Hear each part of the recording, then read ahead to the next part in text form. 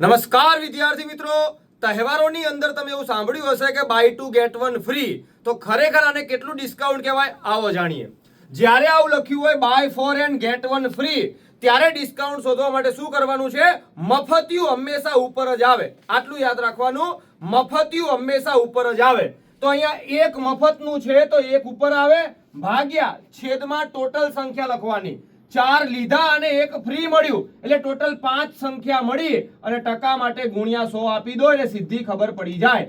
20 પંચું 100, એનો મતલબ by 4 and gate 1 free એટલે 20% ડિસ્કાઉન્ટ મળ્યું કહેવાય. હજુ એક જોઈએ, by 1 and gate 1 free.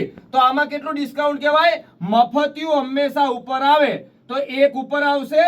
Total કેટલી વસ્તુ મળી? એક લીધી અને એક ફ્રીમાં મળી તો ટોટલ 2 વસ્તુ આવી. ટકા માટે ગુણ્યા 100 કરો એટલે સીધો જવાબ મળી જાય. 100 ના અડધા 50 થાય, એનો મતલબ બાય 1 ગેટ 1 ફ્રી એટલે તમને 50% ડિસ્કાઉન્ટ મળ્યું કહેવાય. હજુ એક, બાય 7 એન્ડ ગેટ 1 ફ્રી.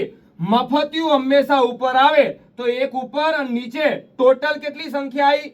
7 ખરીદી અને એક ફ્રી આવી એટલે 8 છેદમાં આવશે. ટકા માટે ગુણ્યા 100. 100 નો 8મો ભાગ એટલે 12.5% થાય. એનો મતલબ ક્યાંક ને ક્યાંક 12.5% ડિસ્કાઉન્ટ મળ્યું કહેવાય.